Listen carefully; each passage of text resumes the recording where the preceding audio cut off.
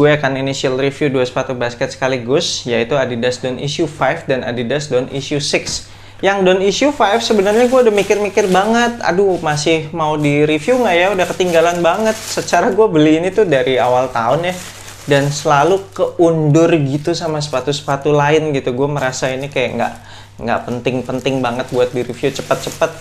Ya akhirnya jadi telat gila deh, basi gila. Tapi ya udahlah, akhirnya gue pikir jadiin satu video review aja barengan seri selanjutnya yang Don't Issue 6. Oke, kita buka yang Don't Issue 6 sekarang. By the way, boxnya sih lebih keren yang Don't Issue 5 ya, malah. Don't Issue 5 tuh boxnya kayak ada kasar-kasarnya gitu, kayak dibikin apa ya, kayak doff.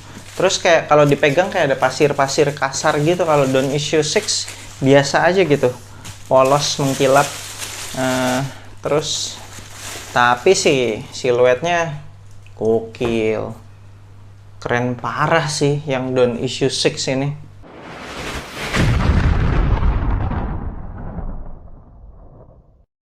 Yo, what's good abas di seluruh Indonesia, balik lagi sama gue Feli Brainwash di Anak Basket Channel. Di video kali ini gue akan initial review sepatu basket dari signature player Donovan Mitchell, yaitu Adidas Don't Issue 5 dan Adidas Don't Issue 6. Kedua sepatu ini dibanderol dengan harga retail 2,1 juta. Jadi antara Don't Issue 5 sama Don't Issue 6 itu harganya nggak naik. Ya, bagus juga sih. Kemudian colorway yang keluar mah udah banyak banget lah ya, udah nggak usah gue tampilin karena gue nge-reviewnya juga jujur aja nih agak telat gitu. Yo wes lah, mari kita bahas satu persatu ya. Gue akan mulai dari Adidas Don't Issue 5 terlebih dahulu. Kita mulai dari outsole. Outsole-nya pakai full translucent gum rubber outsole. Ini jadi salah satu pertimbangan gue kenapa gue pilih colorway yang warna putih ini. Padahal banyak colorway lain yang lebih menarik karena gum rubber outsole-nya ini. Dan biasanya kalau gum rubber outsole seperti yang udah sering gue bilang, itu hampir nggak pernah gagal. Biasanya traction-nya sadis. Traction pattern-nya juga terlihat straight performance, no gimmick. Ada herringbone traction pattern, ada yang rapet-rapet, yang di bagian forefoot depan gitu. Terus yang ke tengahnya itu herringbone-nya dibikin lebih renggang-renggang.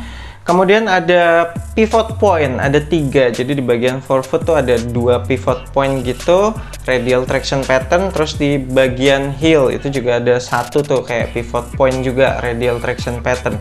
Kemudian kalau gua dorong-dorong traction patternnya, meskipun agak tipis-tipis yang di bagian forefoot depan nih sama radial traction patternnya juga agak tipis-tipis, tapi ya masih terhitung keras lah, harusnya masih aman buat dipakai tempur di lapangan outdoor.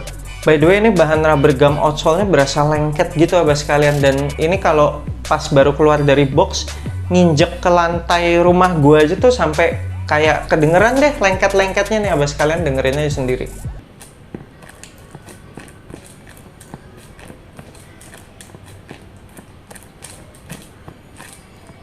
Di bagian tengah outsole-nya itu ada cutout bentuknya oval gitu, dan langsung kelihatan shank plate-nya di situ. Shank plate-nya keras ya. Bikin sepatu ini tuh nggak gampang ketekuk-tekuk atau pelintir-pelintir. Gokil, rigid banget. Terus yang keren ada kayak 3 stripes gitu dari material rubber yang sangat keras, dan itu overlap tuh, naik dari outsole sampai ke bagian upper material. Di bagian luar ada, di bagian dalam juga ada. Jadi kesannya kayak clip gitu ya, kaki kita kayak dikunci gitu sama si clip 3 stripes-nya ini.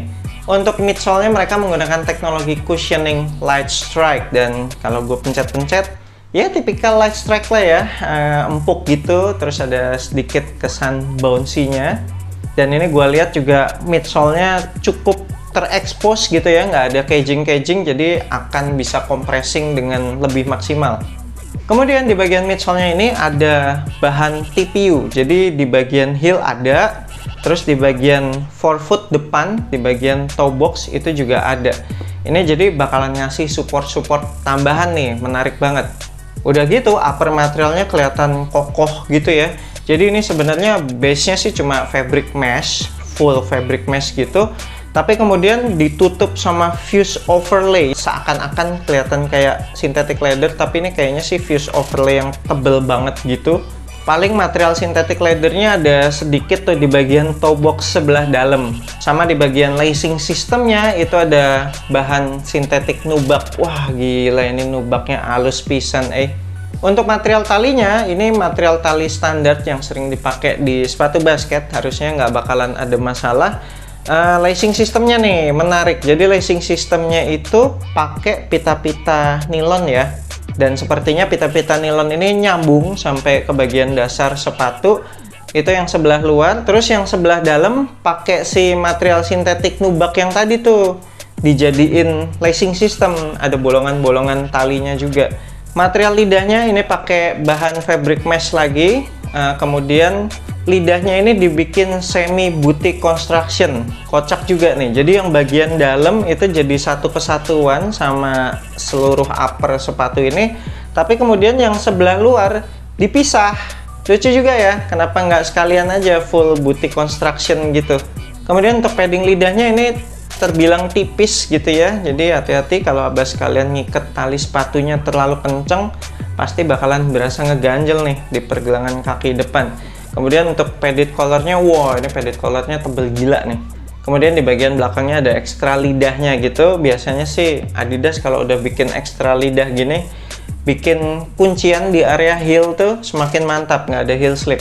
Untuk insole-nya rada-rada sampah ya, insole-nya tipis banget, sama sekali nggak ngasih step in comfort ataupun extra cushioning. Ada sedikit detail gambar apa gitu nih, manusia bola basket gitu, ada tulisan Spider-nya gitu, lucu juga. Di bawahnya insole itu ada throttle board, dan kalau gue pencet-pencet sih, ini bukan throttle board yang tradisional yang keras banget gitu sih, masih lebih empuk lah. Jadi harapannya cushioningnya bisa lebih langsung berasa gitu di bawah telapak kaki kita. Terakhir di bagian belakang sepatu ini ada internal TPU heel counter. Kerasnya, ketinggiannya, lebarnya sih udah proper banget. Masih ditambah lagi dengan material TPU, jadi external TPU heel counter lah ya bisa dibilang, yang di bagian midsole itu tadi. Oke, itu initial reviewnya Don't Issue 5. Sekarang lanjut ke Don't Issue 6. Kita tukar. Outsole-nya Don't Issue 6 ini menggunakan material translucent rubber dan decoupled outsole. Jadi outsole-nya tuh dibuat terpisah antara forefoot sama heel-nya. Biasanya decoupled outsole kayak gini bakalan bikin bobot sepatunya jadi semakin ringan dan flex-nya juga bisa lebih maksimal karena kan terpisah gitu ya. Traction pattern-nya pakai radial traction pattern. So, ini juga kelihatan straight performance, no gimmick. Terus kalau gue dorong-dorong traction pattern-nya juga cukup keras-keras, meskipun nggak terbilang tebel ya, ini agak tipis gitu. Tapi keras-keras sih, harusnya kalau buat dimainin di outdoor sih masih termasuk durable lah. Kemudian di tengah-tengah outsole-nya itu ada TPU shank plate, gokil gede banget. Terus dibikin kayak clip gitu, jadi overlap naik sampai ke upper material di sisi luar sama sisi dalam, bener-bener kayak clip gitulah, menopang telapak kaki kita. Terus si shank plate-nya ini kalau dilihat dari dekat kayak ada pola kotak-kotak gitu ya, seakan-akan ini carbon fiber shank plate gitu. Tapi rasanya bukan deh, ini cuma TPU shank plate biasa aja. Terus untuk midsole-nya mereka menggunakan teknologi cushioning yang dinamakan Light Strike Pro. Tapi sayangnya Light Strike Pro-nya ini tidak full. Jadi Light Strike Pro-nya tuh cuma kayak capsulated gitu, kotak gitu bentuknya di bagian forefoot. Implementasinya mau mirip-mirip kayak Nike Zoom gitulah. Jadi kotak gitu di bagian forefoot. Sedangkan sisanya itu adalah full length Light Strike. Dan kalau gue pencet-pencet, ya ini sih gue cuma bisa mencet-mencet si Light Strike-nya doang ya. Jadi feels-nya mirip-mirip kayak Don't Issue 5 tadi lah. Lanjut untuk material uppernya ini pakai full fabric mesh, dan kalau gue pegang-pegang fabric meshnya berasa cukup tebel sih ya, bukan yang tipis kelenturan gitu, ini sih cukup tebel. Terus diperkuat lagi pakai fuse overlay di seluruh bagian toe box, dan yang keren di sekitaran area tali itu ada semacam bahan TPU gitu, keliling gokil, bener-bener keliling sampai belakang sampai ke bagian heel. Di atasnya si material TPU itu ada fuse overlay lagi tuh yang warna biru. Kemudian di atasnya lagi itu ada material kayak apa ya, ini fabric satin gitu ya, kayak kain satin gitu, tapi terus dikasih padding. Jadi kesannya kayak ada 3 layering material gitu. dan itu kayak ngasih struktur ke sepatunya gitu sih, bikin sepatunya jadi lebih rigid. By the way, sepatu ini gila dengan shank plate segini gede, terus dengan adanya triple material tadi yang di sekitaran area lacing system, bikin sepatu ini bener-bener rigid banget, gak bisa ditekuk-tekuk, nggak bisa dipelintir-pelintir, gila.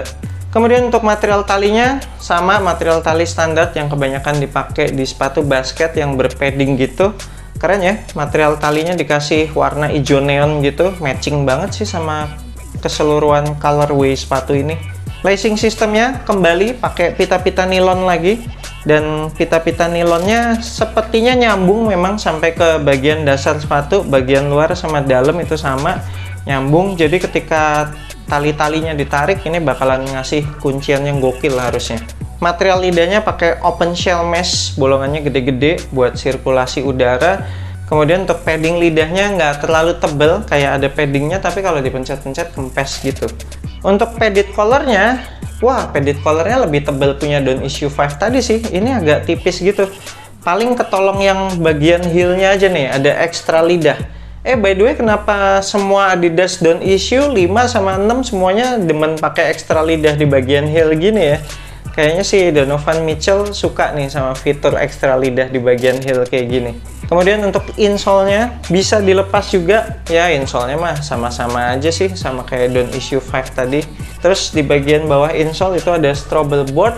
Nah, Strobel board-nya yang di Don't Issue 6 ini lebih empuk kayaknya. Yap, lebih empuk daripada yang di Don't Issue 5 tadi. Kemudian di bagian belakang sepatu itu ada internal TPU heel counter. Kerasnya, ketinggiannya, lebarnya udah oke semua, udah proper semua. Masih ditambah lagi adanya overlap midsole nih agak naik, itu juga ngebantu. Plus si material TPU, terus material fuse overlay sama material kain satin tadi tuh yang berpadding, itu juga nyambung sampai ke bagian heel, itu juga ngebantu ngasih heel support. Oke, segitu aja initial review gue untuk sepatu basket Adidas Don't Issue 5 dan Adidas Don't Issue 6. Secara siluet menurut gue dua-duanya asik sih siluetnya. Secara kan ini potongannya termasuk low cut juga lah ya, mid ke low gitu lah. Kalau yang Don't Issue 6 sih jelas low cut ini. Nah, secara siluet sebenarnya tetap kerenan yang Don't Issue 6 sih ya. Tapi Don't Issue 5 juga not bad gitu kalau dipadanin sama celana panjang gitu, mau dipakai casual masih enak dilihatnya, apalagi yang colorway putih ini kelihatan casual banget, kelihatan sporty, minimalis gitu, enak banget. Terus kalau yang Don't Issue 6, wah ini sih nggak usah dipertanyakan lagi, ini asik banget sih buat dipakai casual, potongannya low cut gitu. Tapi colorway yang gue pilih ini sih agak-agak sulit ya sama matchinginnya dengan outfit kita ya. Nah, terus juga kelihatan norak kali lah dengan warna gonjreng kayak gini. Kalau mau dipakai buat casual sih baiknya bas kalian pilih colorway yang mungkin lebih netral ya, yang lebih banyak hitamnya atau lebih banyak putihnya. So, buat abas kalian yang tertarik kepengen kop 2 sepatu ini, Don't Issue 5 ataupun Don't Issue 6 ini, gue akan tinggalin link pembeliannya di deskripsi video bawah, cek aja di situ. Thank you banget dan nonton video ini, jangan lupa support gue terus, you know what to do. I'm Freddy Brainwash, sampai jumpa di video berikutnya. Semoga asupan basket Anda minggu ini cukup.